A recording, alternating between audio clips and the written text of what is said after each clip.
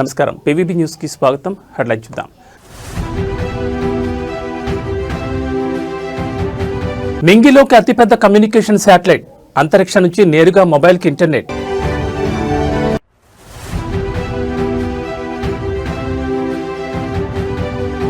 భారత అంతరిక్ష చరిత్రలో సరికొత్త రికార్డ్, ఇస్రో చైర్మన్ వి నారాయణన్ కీలక ప్రకటన.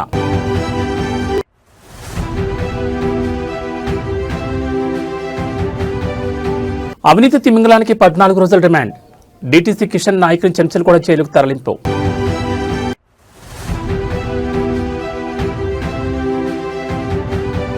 ఏపీ ప్రభుత్వం కీలక నిర్ణయం, ఈ నెలాఖరు నుంచి సమగ్ర కుటుంబ సర్వే.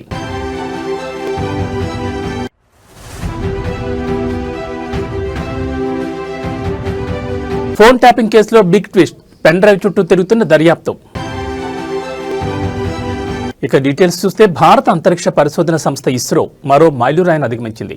తన అత్యంత శక్తివంతమైన బాహుబలి రాకెట్ LVM-3 M6 ద్వారా అమెరికాకు చెందిన బ్లూబర్డ్ 6 ఉపగ్రహాన్ని బుధవారం విజయవంతంగా కక్షలో ప్రవేశపెట్టింది. ఆంధ్రప్రదేశ్లోని శ్రీహరికోట నుంచి జరిగిన ఈ ప్రయోగం భారతీయ అంతరిక్ష రంగ చరిత్రలో అతిపెద్ద వాణిజ్య విజయంగా నిలిచిపోయింది. ఉదయం 8:55 రెండో లాంచ్ ప్యాడ్ నుంచి 43.5 మీటర్ల ఎత్తున్న LVM-3 రాకెట్ గంభీరంగా నింగిలోకి ఎగిసింది. ప్రయాణం మొదలైన 15 నిమిషాలకే లక్ష్యానికి చేరుకుని భూమికి 520 కిలోమీటర్ల ఎత్తులో ఉపగ్రహాన్ని కక్షలో ప్రవేశపెట్టింది. 6100 కిలోల బరువున్న ఈ బ్లూబర్డ్ ఉపగ్రహం భారత గడ్డపై నుండి ప్రయోగించిన అత్యంత భారీ ఉపగ్రహంగా రికార్డు సృష్టించింది. అమెరికాకు చెందిన AST స్పేస్ మొబైల్ రూపొందించిన ఈ ఉపగ్రహం ప్రత్యేకత ఏమిటంటే, దీనివల్ల ఎలాంటి అదనపు పరికరాలు లేకుండానే సాధారణ స్మార్ట్ ఫోన్లకు నేరుగా అంతరిక్షం నుంచి 4G, 5G బ్రాడ్బ్యాండ్ సేవలందుతాయి. ఈ ప్రయోగంలో ఒక ఆసక్తికరమైన మలుపు చోటు చేసుకుంది. ముందుగా ఉదయం 8:54 రాకెట్ బయలుదేరాల్సి ఉంది. కానీ రాకెట్ వెళ్లే మార్గంలో అంతరిక్ష వ్యర్థాలు లేదా ఇతర ఉపగ్రహాలు ఢీకొనే ప్రమాదం ఉందని ఇస్రో శాస్త్రవేత్తలు గుర్తించారు. దీంతో అప్రమత్తమైన ఇస్రో ఖచ్చితమైన సమయపాలనతో ప్రయోగాన్ని 90 సెకండ్ల పాటు ఆలస్యం చేసి 8:55:30 ప్రయోగించింది. తద్వారా పెను ప్రమాదాన్ని నివారించి విజయాన్ని అందుకుంది. 2, 1, 0. Both S200 motors ignited. LVM-3 M6 Bluebird Block 2 mission, a majestic liftoff. The rocket is beautifully searing through the bright Sriharikota sky. Plus 20 seconds. LVM-3 M6 rocket का सफलतापूर्ण उत्थापन द्वितीय प्रमोचन मंच से और अपनी उद्दिष्ट कक्षा की ओर बढ़ चला है LVM-3 M6 रॉकेट. दोनों ठोस नोदक वाले S200 बूस्टर्स प्रज्वलित हैं.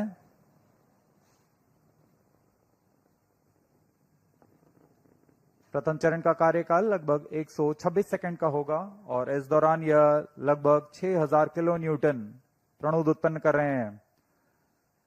Very thrilling vibration at the launch base due to the thrusting of twin S200. అమెరికాకు చెందిన AST స్పేస్ మొబైల్ సంస్థ కోసం చేపట్టిన తొలి వాణిజ్య ప్రయోగం విజయవంతం కావడంపై ఇస్రో చైర్మన్ వి నారాయణన్ హర్షం వ్యక్తం చేశారు. శ్రీహరికోట నుండి జరిగిన 104వ ప్రయోగం ఇదని, LVM-3 రాకెట్ ద్వారా 9వసారి వరుస విజయాన్ని అందుకున్నామని ఆయన తెలిపారు. ఈ రాకెట్ ఇప్పటి వరకు ఒక్క విఫలం కూడా లేకుండా 100% విశ్వసనీయతను నిరూపించుకుందని, కేవలం 52 రోజుల స్వల్ప వ్యవధిలోనే LVM-3ని రెండోసారి ప్రయోగించి ఇస్రో తన కార్యదక్షతను చాటుకుందని ఆయన పేర్కొన్నారు. భారత గడ్డపై నుండి ఒక భారతీయ వాహక నౌక ద్వారా ప్రయోగించిన అత్యంత బరువైన ఉపగ్రహంగా బ్లూబర్డ్ బ్లాక్ 2 చరిత్ర సృష్టించిందని చైర్మన్ వెల్లడించారు. సుమారు 6100 కిలోల బరువున్న ఈ భారీ ఉపగ్రహాన్ని అత్యంత ఖచ్చితత్వంతో నిర్దేశిత కక్షలోకి ప్రవేశపెట్టినట్లు ఆయన ధృవీకరించారు. ఇది LVM-3 రాకెట్ ద్వారా చేపట్టిన 3వ పూర్తిస్థాయి వాణిజ్య మిషన్ అని, అంతర్జాతీయ వాణిజ్య మార్కెట్లో ఇస్రో తన పట్టును మరింత బలోపేతం చేసుకుందని ప్రయోగం విజయవంతం తర్వాత ఇస్రో చైర్మన్ వి నారాయణన్ వివరించారు. Under the visionary leadership of Honorable Prime Minister of India, Sri Narendra Modi ji, the next year is promising, going to be more exciting, and we have got lot of responsibility to accomplish lot of important missions. The major missions are the uncrewed Gaganyaan missions we have to accomplish, and we are getting towards that. And ISRO's launch vehicle realized by industrial consortium is ready, and we are getting ready for that launches.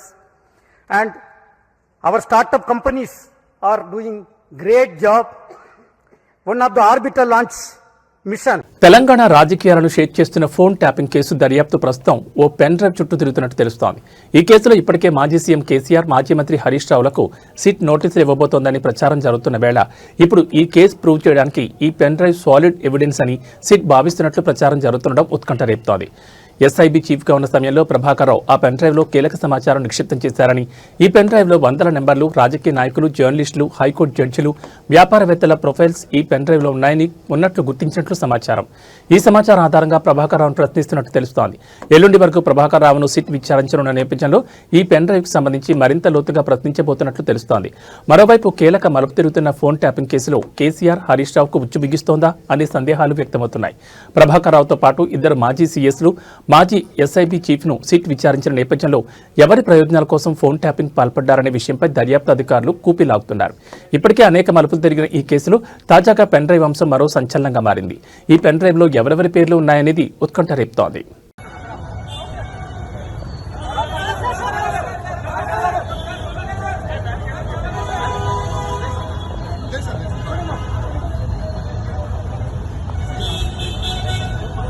గత ప్రభుత్వం నిర్లక్ష్యం చేసిన సాగునీటి ప్రాజెక్టులను యుద్ధ ప్రాతిపదికన పూర్తి చేయడమే తమ ప్రభుత్వ లక్ష్యమని రాష్ట్ర నీటిపారుదల శాఖ మంత్రి ఎన్ ఉత్తమకుమార్ రెడ్డి స్పష్టం చేశారు.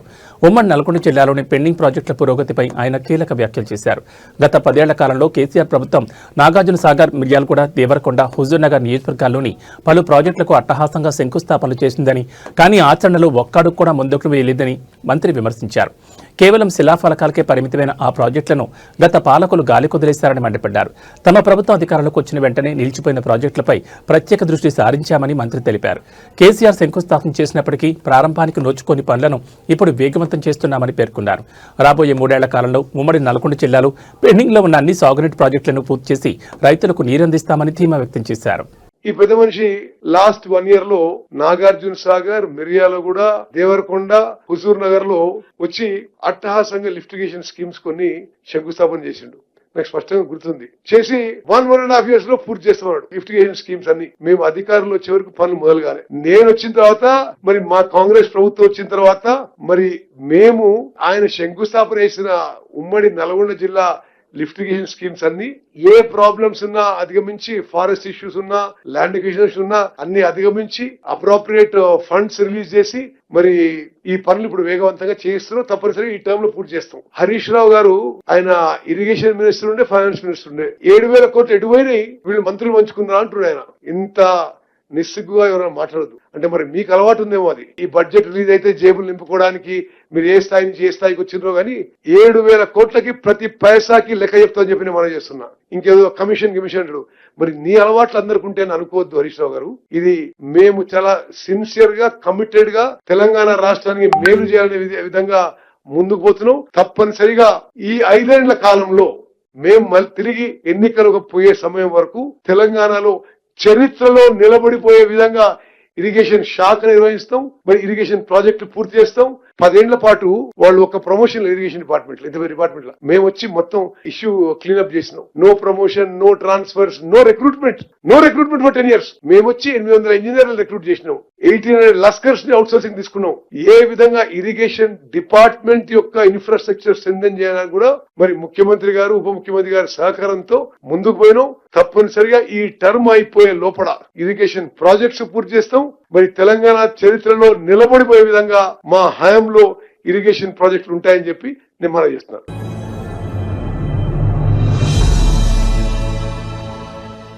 ఆదాయానికి మించిన ఆస్తుల కేసులో Mahabubnagar deputy transport commissioner Kishan Naik ACB court 14 రోజుల రిమాండ్ విధించింది. దీంతో ఆయన వేళ తెల్లవారుజామున చెంచల్ కూడా జైలుకు తరలించారు. ఆదాయానికి మించి ఆస్తులున్నాయనే ఫిర్యాదుల నేపథ్యంలో ఏసీబీ అధికారులు మంగళవారం హైదరాబాద్ ఓల్డ్ బోయినపల్లి ఆర్ఆర్ నగర్ కాలనీలోని కిషన్ నాయక్ నివాసం, హైదరాబాద్, నిజామాబాద్, నారాయణఖేడ్లలో ఆయన బంధువులు, సన్నిహితుల నివాసాలతో పాటు మహబూబ్ నగర్లోని జిల్లా రవాణా శాఖ కార్యాలయం సహా 12 చోట్ల ఏకకాలంలో సోదాలు చేపట్టారు. ఈ సోదాలు ముగిసిన అనంతరం డీటీసీ కిషన్ నాయక్ను అధికారులు ఏసీబీ న్యాయమూర్తి ఎదుట హాజరుపరచగా 14 రోజుల రిమాండ్ విధిస్తూ నిర్ణయం తీసుకున్నారు. సోదాల్లో కళ్లు చెదిరే ఆస్తులు కూడబెట్టుకున్నట్లు ఏసీబీ గుర్తించింది. దీంతో ఆయన విచారించేందుకు కస్టడీ కోసం ఏసీబీ పిటిషన్ వేయబోతున్నట్లు సమాచారం. నిన్నటి సోదాల్లో కిషన్ నాయక్ చెందిన స్థిర, చర ఆస్తుల విలువ 400 కోట్లకు పైగా ఉంటుందని అంచనా వేస్తున్నారు. దాడులు జరుగుతాయని ముందే ఊహించిన కిషన్ నాయక్ తన వద్ద ఉన్న బంగారాన్ని ముందే ఇతర చోటికి తరలించినట్లు గుర్తించారు. కిషన్ నాయక్ అవినీతి చిట్టా తవ్వుతున్న ఏసీబీ అధికారులు ఇవాళ ఆయన బ్యాంక్ లాకర్ను తెరవబోతున్నారు.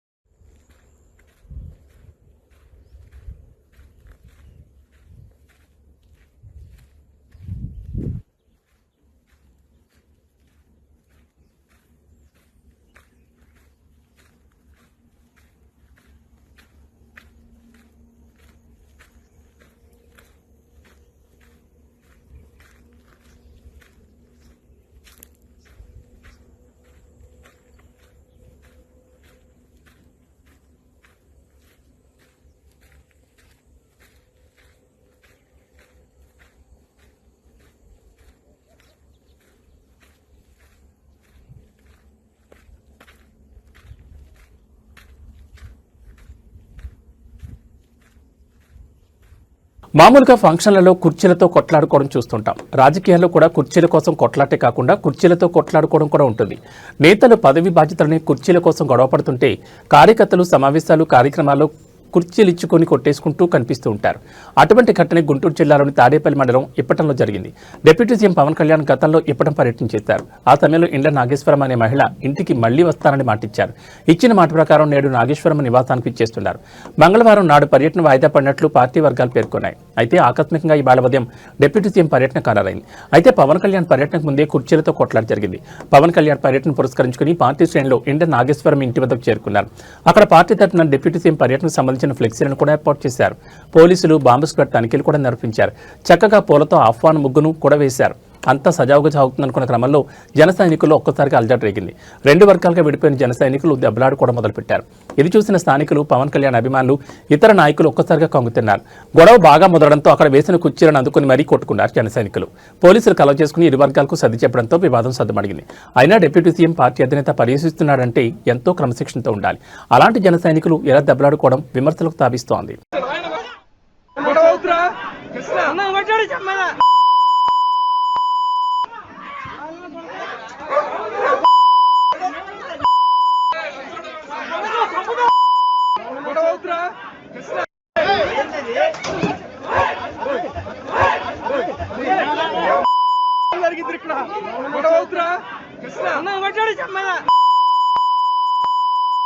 గతంలో ఇచ్చిన మాట మేరకు రాష్ట్ర డిప్యూటీ సీఎం జనసేనాని పవన్ కళ్యాణ్ గుంటూరు జిల్లాలోని తాడేపల్లి మండలంలో ఉన్న ఇప్పటంలో పర్యటించారు. జన సైనికుల జయధ్వానాలు, అభిమానుల నినాదాల మధ్య ఇండ్ల నాగేశ్వరమ్మ నివాసానికి చేరుకున్నారు. జనసేనానికి ప్రజలు అడుగడుగునా బ్రహ్మరథం పట్టారు. వృద్ధురాలైన నాగేశ్వరమ్మను సొంత బిడ్డలాగా ఆత్మీయంగా పలకరించి హక్కును చేర్చుకున్నారు. నాగేశ్వరంతో పాటు ఇప్పటం వాసులకు తాను అండగా ఉన్నానని ధైర్యం ఇచ్చారు. డిప్యూటీ సీఎం స్వయంగా తమ వద్దకే వచ్చి మాట్లాడడంతో నివాసితులు భావోద్వేగానికి లోనయ్యారు. తమ భావాలను మాటల్లో వ్యక్తపరచలేకపోయారు. అయితే గత వైసీపీ పాలనలో రోడ్డు విస్తరణ పేరుతో జనసేన కార్యకర్తల ఇళ్లు, ప్రహారీలను తొలగించారు. జనసేన ఆవిర్భావ సభకు భూములు ఇచ్చారనే కక్షతో వారి ఇండ్లను కూల్చేశారు. ఆ సమయంలో జనసేనాని పవన్ కళ్యాణ్ ఇప్పటంలో పర్యటించి బాధ్యతలకు ధైర్యం చెప్పారు. మళ్లీ వస్తానని ఇండ్ల నాగేశ్వరమ్మకు మాటిచ్చారు. ఇచ్చిన మాట ప్రకారం మంగళవారం ఇప్పటం చేరుకుని వారిని పలకరించారు. డిప్యూటీ సీఎం పవన్ కళ్యాణ్తో మాట్లాడుతూ, నాన్న నువ్వు 5 సార్లు సీఎం కావాలి, అది నేను చూడాలని నాగేశ్వరమ్మ కోరింది. ఆమె అభిమానంతో కోరిన కోరిక పట్ల డిప్యూటీ సీఎం చిన్న చిరునవ్వుతో సమాధానమిచ్చారు. ఆమె మాటతో అక్కడున్న జన సైనికులు ఆనందానికి లోనయ్యారు.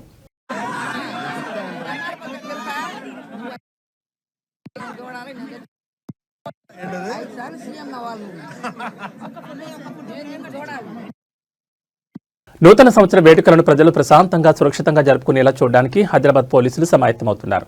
ఈ క్రమంలో న్యూ ఇయర్ ఈవెంట్లలో నిర్వాహకులు కానీ, ప్రజలు కానీ హద్దులు దాటినా లేక నిబంధనలు అతిక్రమించినా కఠిన చర్యలు తప్పవని హైదరాబాద్ సిపి సజ్జనార్ హెచ్చరించారు.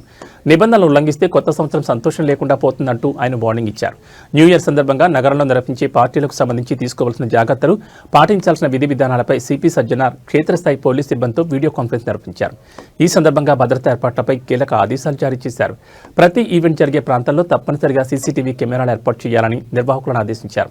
అలాగే పార్టీల నిర్వహణకు ముందుగా పోలీసు అనుమతిని తప్పనిసరిగా ఆన్లైన్లో దరఖాస్తు చేసి పొందాలని సూచించారు. బహిరంగ ప్రదేశాల్లో నిర్వహించే వేడుకల్లో సౌండ్ సిస్టమ్లు, లౌడ్ స్పీకర్లు రాత్రి 10 గంటలకే పూర్తిగా నిలిపేయాలని సిపి స్పష్టం చేశారు. శబ్ద కాలుష్యంపై ఫిర్యాదులు వస్తే కఠినంగా వ్యవహరిస్తామని హెచ్చరించారు. మహిళల భద్రతపై ప్రత్యేక దృష్టి సారించిన పోలీసులు 15 షీటీమ్స్ బృందాలను మఫ్టీలు రంగంలోకి దింపనున్నట్లు తెలిపారు. ఈ నెల 31 అర్ధరాత్రి నగరమంతటా డ్రంక్ అండ్ డ్రైవ్పై ప్రత్యేక స్పెషల్ డ్రైవ్ నిర్వహించనున్నట్లు సిపి సజ్జనార్ వెల్లడించారు. రాత్రి 9 గంటల నుంచే డ్రంక్ అండ్ డ్రైవ్ తనిఖీలు ప్రారంభమవుతాయని, అన్ని ప్రధాన రహదారులు, జంక్షన్ల వద్ద చెక్ పోస్టులు ఏర్పాటు చేస్తామని తెలిపారు. మద్యం సేవించి వాహనాలు నడిపితే ఎట్టి పరిస్థితుల్లోనూ ఉపేక్షించబోమని హెచ్చరించారు.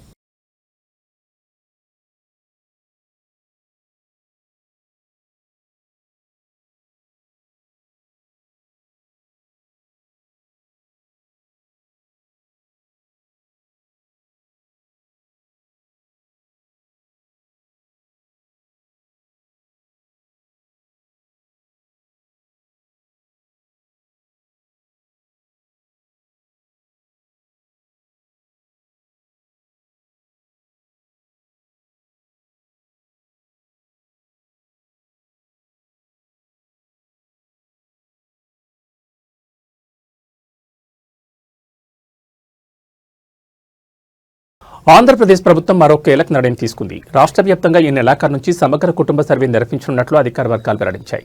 ప్రతి కుటుంబానికి సంబంధించిన పూర్తి వివరాలను సేకరించి సంక్షేమ పథకాలు మరియు ప్రజా ప్రయోజన కార్యక్రమాలను మరింత సమర్థవంతంగా అమలు చేయడమే ఈ సర్వే లక్ష్యమని ప్రభుత్వం స్పష్టం చేసింది. ఈ సమగ్ర కుటుంబ సర్వేను ప్రత్యేక మొబైల్ యాప్ సహాయంతో నిర్వహించనున్నారు. ఇంటింటికి వెళ్లి కుటుంబ సభ్యుల వివరాలు, నివాస పరిస్థితులు, ఆదాయం, ఉపాధి, విద్య, ఆరోగ్య సమాచారం వంటి అంశాలను డిజిటల్ రూపంలో నమోదు చేయనున్నారు.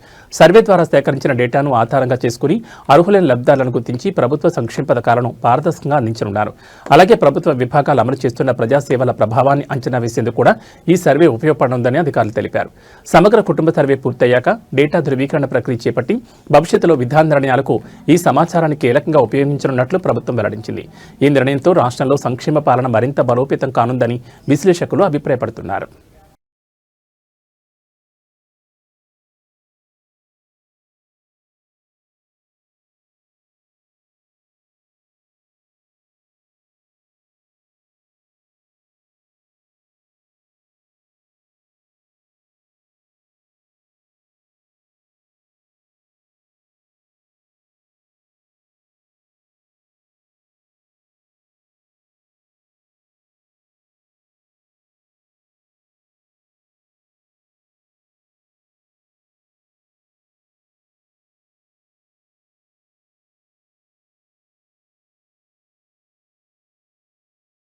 ఖమ్మం జిల్లాలో యాసంగి సాగు పనులు ముమ్మరమవడంతో రైతులకు మళ్లీ యూరియా కష్టాలు మొదలయ్యాయి. ఖమ్మం జిల్లా కొణిజర్ల మండల కేంద్రంలోని ప్రాథమిక వ్యవసాయ సహకార సంఘం వద్ద యూరియా కోసం రైతులు బారులు తీరుతున్నారు.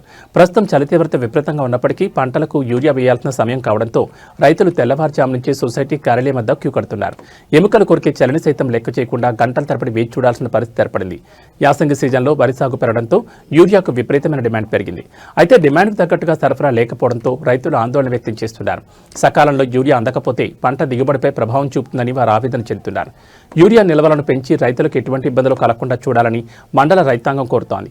టోకెన్ల పంపిణీ ద్వారా లేదా గ్రామాల్లో నేరుగా పంపిణీ చేయడం ద్వారా రద్దీని తగ్గించాలని అధికారులకు విజ్ఞప్తి చేస్తున్నారు.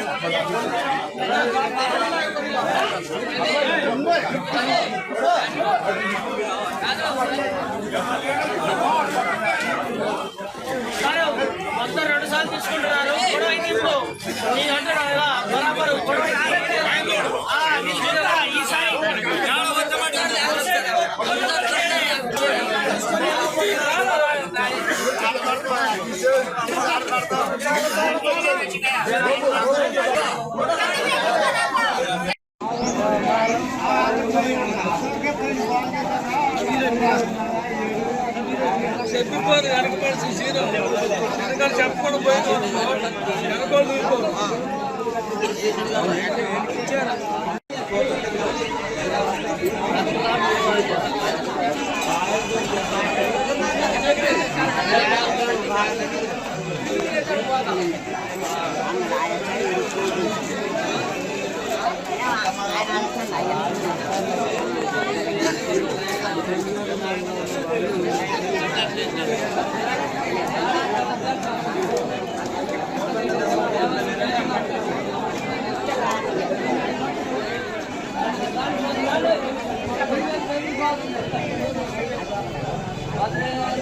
రంగారెడ్డి జిల్లా చేవెళ్ల పరిధిలో నవంబర్ 3 ఉదయం హైదరాబాద్ బీజాపూర్ హైవేపై చేవెళ్ల మండలం మీర్చాకూడ వద్ద ప్రయాణికులతో వెళ్తున్న బస్సును కంకర్ లోడ్తో ఎదురుగా వస్తున్న టిప్పర్ ఢీకొట్టిన విషయం తెలిసిందే.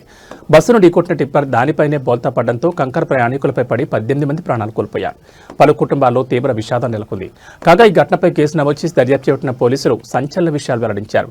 చేవెళ్ల బస్సు ప్రమాద ఘటనలో ట్విస్ట్ చోటు చేసుకుంది. రోడ్డు మలుపు వల్ల ప్రమాదం జరగలేదని పోలీసులు తేల్చి చెప్పారు. రోడ్డు మీద ఉన్న గుంతను తప్పించేందుకు టిప్పర్ డ్రైవర్ రైట్ కూర్చోడని తెలిపారు. వేగంగా రైట్ సైడ్ రావడంతో బస్సును టిప్పర్ ఢీకొట్టిందని వెల్లడించారు. టిప్పర్ బస్సును ఢీకొనడం వల్లే ప్రమాదం జరిగిందన్నారు. ఇద్దరు డ్రైవర్లు ఎవరు కూడా తాగి వాహనాలు నడపలేదని తెలిపారు. చేవెళ్ల బస్సు ప్రమాదంపై విచారణ పూర్తి చేశాం, ఛార్జ్షీట్ దాఖలు చేస్తామని పోలీసులు వెల్లడించారు. టిప్పర్ యజమాని ప్రధాన నిందితుడిగా పోలీసులు తేల్చారు. ఓవర్లోడ్ ప్రమాదానికి కారణమని పోలీసులు నిర్ధారించారు. టిప్పర్ యజమాని లచ్చు నాయక్ పేరును తాజాగా ఎఫ్ఐఆర్లో చేర్చారు. ప్రమాద సమయంలో ఓనర్ టిప్పర్లోనే ఉన్నట్లు తెలిపారు. ఈ ఘటనలో టిప్పర్ డ్రైవర్ మృతి చెందగా ఓనర్ గాయాలతో బయటపడ్డాడు. అతను ఇంకా పూర్తిగా కోలుకోలేదని పోలీసులు తెలిపారు.